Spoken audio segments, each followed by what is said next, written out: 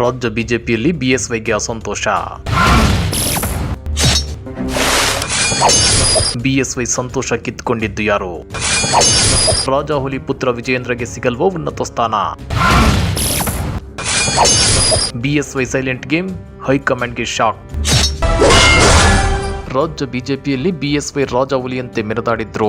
BSY ವಿಪಕ್ಷದಲ್ಲಿದ್ದಾಗ ಗುಡುಗಿದ್ರೆ ವಿಧಾನಸೌಧವೇ ಗಡಗಡ ನಡುಗಿ ಹೋಗ್ತಿತ್ತು.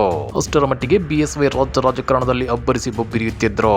ಅಷ್ಟೇ ಅಲ್ಲ, ದಕ್ಷಿಣ ಭಾರತದಲ್ಲಿ ಬಿಜೆಪಿಯನ್ನು ಅಧಿಕಾರಕ್ಕೆ ತಂದಿದ್ದು ಇದೇ ಬಿಎಸ್ವೈ. ಬಿಎಸ್ವೈ ಅವರ ಅವಿರತ ಶ್ರಮ ಇಲ್ಲದಿದ್ರೆ ಬಿಜೆಪಿ ಇಂದಿಗೂ ದಕ್ಷಿಣ ಭಾರತದಲ್ಲಿ ಖಾತೆ ತೆಗೆಯೋಕ್ಕೂ ತಿಣುಕಾಡಬೇಕಾಗಿತ್ತು. ಆದ್ರೆ ಇಂಥ ಮಹಾನ್ ಮಾಸ್ ಲೀಡರ್ ಅನ್ನ, ಅದರಲ್ಲೂ ರಾಜ್ಯ ಲಿಂಗಾಯತ ಸಮುದಾಯದ ಏಕಮೇವ ದ್ವಿತೀಯ ನಾಯಕರನ್ನ ಹೈಕಮಾಂಡ್ ನಾಯಕರು ಅತ್ಯಂತ ಕೇವಲವಾಗಿ ನಡೆಸಿಕೊಳ್ತಾ ಇದ್ದಾರೆ. ನಿಜ ಹೇಳಬೇಕು ಅಂದ್ರೆ ಬಿಎಸ್ವೈ ಅವರ ಈ ಅಸಂತೋಷಕ್ಕೆ, ಈ ದುಃಖಕ್ಕೆ ಆ ಒಬ್ಬ ವ್ಯಕ್ತಿಯೇ ಪ್ರಮುಖ ಕಾರಣ ಎನ್ನಲಾಗುತ್ತಿದೆ. ಆ ವ್ಯಕ್ತಿ ಬೇರ್ಯಾರು ಅಲ್ಲ, ಬಿಜೆಪಿ ರಾಷ್ಟ್ರೀಯ ಸಂಘಟನಾ ಪ್ರಧಾನ ಕಾರ್ಯದರ್ಶಿ ಬಿಎಲ್ ಸಂತೋಷ್. ಹಾಗಾದ್ರೆ ರಾಜಾಹುಲಿ ಬಿಎಸ್ವೈ ರಾಜ್ಯ ಬಿಜೆಪಿಯಲ್ಲಿ ಸೈಡ್ ಲೈನ್ ಆಗೋಕೆ ಬಿಎಲ್ ಸಂತೋಷ್ ಹೇಗೆ ಕಾರಣವಾದ್ರು? ಬಿಎಸ್ವೈ ಸೈಡ್ ಲೈನ್ ಆದ್ರೆ ಬಿಎಲ್ ಸಂತೋಷ್ ಅವರಿಗೆ ಏನ್ ಲಾಭ ಅನ್ನೋದನ್ನ ತೋರಿಸ್ತೇವೆ. ಆದ್ರೆ ಅದಕ್ಕಿಂತ ಮೊದಲು ಹಲೋ ಕನ್ನಡ ಯೂಟ್ಯೂಬ್ ಚಾನಲ್ ಅನ್ನ ಸಬ್ಸ್ಕ್ರೈಬ್ ಮಾಡ್ಕೊಳ್ಳಿ. ಹಾಗೇನೇ ಪಕ್ಕದಲ್ಲಿರೋ ಬೆಲ್ ಬಟನ್ ಅನ್ನು ಪ್ರೆಸ್ ಮಾಡಿ.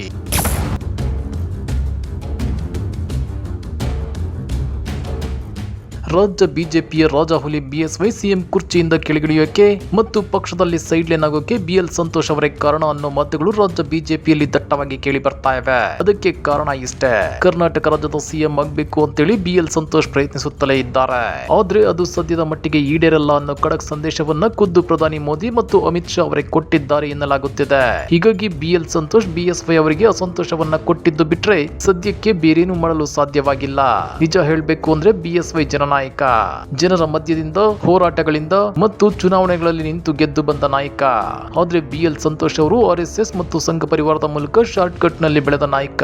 ಈ ಇಬ್ಬರ ಮಧ್ಯೆ ಅಜಗಜಾಂತರ ವ್ಯತ್ಯಾಸಗಳಿವೆ. ಆದ್ರೆ ಹಿಂದಿ ಮಾತನಾಡಲು ಬಾರದ ಬಿಎಸ್ವೈ ಅವರು ಹೈಕಮಾಂಡ್ ಮಟ್ಟದಲ್ಲಿ ಮೊದಲಿಂದ ಹಿಡಿತ ಸಾಧಿಸಲು ಸಾಧ್ಯವಾಗಲೇ ಇಲ್ಲ. ಆದ್ರೆ ದಿವಂಗತ ಕೇಂದ್ರ ಮಂತ್ರಿ ಅನಂತ್ ಕುಮಾರ್ ಮತ್ತು ಬಿಎಲ್ ಸಂತೋಷ್ ಅವರು ಹೈಕಮಾಂಡ್ ಮಟ್ಟದಲ್ಲಿ ಹಿಡಿತ ಸಾಧಿಸಿದ್ದಾರೆ. ಹೀಗಾಗಿ ರಾಜ್ಯ ಬಿಜೆಪಿಯಲ್ಲಿ ಏನೇ ಮಹತ್ವದ ಬದಲಾವಣೆಗಳು ಆಗಬೇಕು ಅಂದ್ರೆ ಸಂತೋಷ್ ಅವರ ಮೂಲಕವೇ ಬರ್ತಾ ಇವೆ. ಹೀಗಾಗಿ ರಾಜ್ಯದಲ್ಲಿ ಬ್ರಾಹ್ಮಣ ಕೋಟ ಬಂದ್ರೆ ತಾವು ಸಿಎಂ ಆಗೋ ಕನಸು ಕಾಣ್ತಾ ಇರೋ ಬಿಎಲ್ ಸಂತೋಷ್ ಅವರು ಬಿಎಸ್ವೈ ಅವರನ್ನ ಹಿಡಿತದಲ್ಲಿ ಇಟ್ಟುಕೊಳ್ಳಲು ನೋಡಿದ್ರು ಅನ್ನೋ ಆರೋಪಗಳಿವೆ. ಹೀಗಾಗಿ ರಾಜ್ಯ ಬಿಜೆಪಿ ಸರ್ಕಾರದ ಸಂಪುಟದಲ್ಲಿ ಯಾರಿರಬೇಕು, ಯಾರನ್ನ ಕೈ ಬಿಡಬೇಕು ಅನ್ನೋದ್ರಿಂದ ಹಿಡಿದು ಚುನಾವಣಾ ಟಿಕೆಟ್ ಯಾರಿಗೆ ಕೊಡಬೇಕು ಅನ್ನೋದನ್ನ ಬಿಎಲ್ ಸಂತೋಷ್ ಅವರು ದಿಲ್ಲಿ ಮಟ್ಟದಲ್ಲಿ ದಾಳ ಉರುಳಿಸಿ ನಿರ್ಧರಿಸುತ್ತಿದ್ದಾರೆ. ಇಂಥದ್ದೇ ಒಂದು ತಂತ್ರ ಬಿಎಸ್ವೈ ಸಿಎಂ ಕುರ್ಚಿಯಿಂದ ಕೆಳಗಿಳಿಯುವಂತೆ ಮಾಡಿದ್ದು. ಇತ್ತೀಚೆಗೆ ಪರಿಷತ್ ಚುನಾವಣೆಯಲ್ಲಿ ವಿಜಯೇಂದ್ರ ಅವರಿಗೆ ಟಿಕೆಟ್ ಮಿಸ್ ಆಗಿದ್ದು. ಅಷ್ಟೇ ಯಾಕೆ, ಇವತ್ತು ಬಿಎಸ್ವೈ ಲಂಡನ್ಗೆ ಹೋಗಿ ಕೂರದಕ್ಕೂ ಬಿಎಲ್ ಸಂತೋಷ್ ಅವರೇ ಕಾರಣ ಅಂತೇಳಿ ಬಿಎಸ್ವೈ ಆಪ್ತರು ಹೇಳಿಕೊಳ್ಳುತ್ತಿದ್ದಾರೆ. ಆದ್ರೆ ಬಿಎಲ್ ಸಂತೋಷ್ ಅವರು ಏನೇ ಮಾಡಿದ್ರು ಕರ್ನಾಟಕ ರಾಜ್ಯದಲ್ಲಿ ಸಿಎಂ ಆಗಲು ಸಾಧ್ಯವಿಲ್ಲ ಅನ್ನೋ ಮೆಸೇಜ್ ಅನ್ನ ಹೈಕಮಾಂಡ್ ಪಾಸ್ ಮಾಡಿದೆಯಂತೆ. ಹಾಗಾದ್ರೆ ಮೋದಿ ಮತ್ತು ಅಮಿತ್ ಶಾ ಇಂತ ಮೆಸೇಜ್ ಕೊಟ್ಟಿದ್ಯಾಕೆ ಗೊತ್ತಾ? ಅದನ್ನು ಡೀಟೇಲ್ ಆಗಿ ತೋರಿಸ್ತೀವಿ ನೋಡಿ.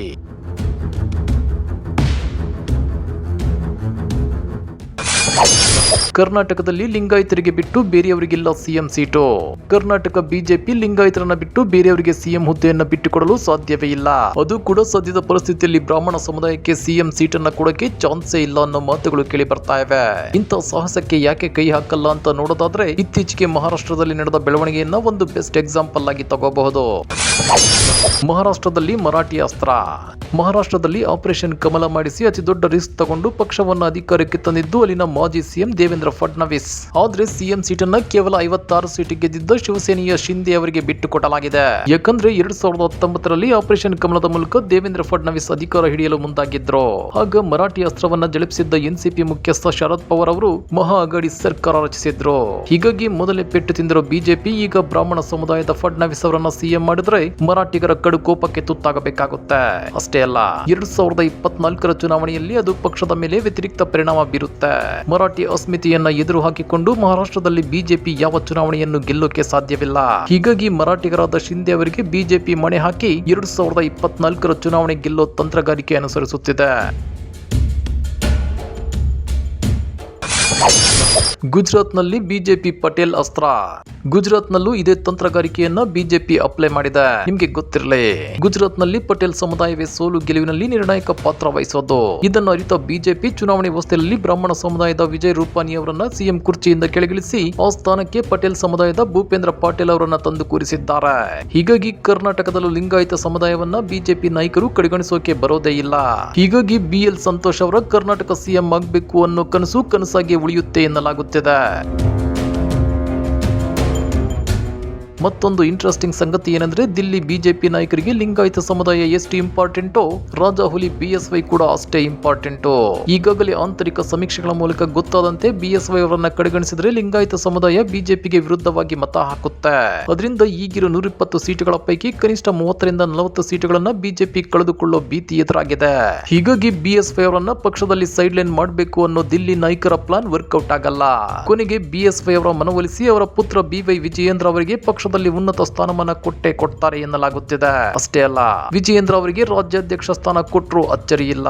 ಆ ಮೂಲಕ ಚುನಾವಣೆಯಲ್ಲಿ ಗೆದ್ದ ಮೇಲೆ ಮತ್ತೆ ದಿಲ್ಲಿ ನಾಯಕರು ಹೊಸ ಗೇಮ್ ಶುರು ಮಾಡಿ ಬಿಎಸ್ವೈ ಅವರನ್ನ ದೂರ ಮಾಡೋಕೆ ಪ್ಲಾನ್ ಮಾಡಿರಬಹುದು ಅನ್ನೋ ರಾಜಕೀಯ ವಿಶ್ಲೇಷಣೆಗಳಿವೆ.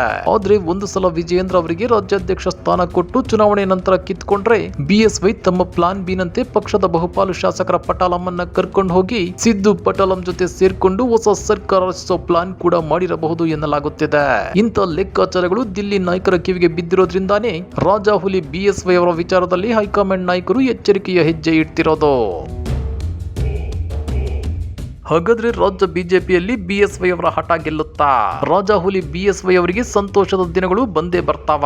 ಕಮೆಂಟ್ ಮಾಡಿ, ವಿಡಿಯೋ ಲೈಕ್ ಮಾಡಿ, ಶೇರ್ ಮಾಡಿ. ಇಂಥ ಮತ್ತಷ್ಟು ರೋಚಕ ರಾಜಕೀಯ ಸುದ್ದಿಗಳನ್ನ ಮಿಸ್ ಮಾಡದೆ ನೋಡಬೇಕು ಅಂದ್ರೆ ನಮ್ಮ ಯೂಟ್ಯೂಬ್ ಚಾನಲ್ ಅನ್ನು ಸಬ್ಸ್ಕ್ರೈಬ್ ಮಾಡ್ಕೊಳ್ಳಿ.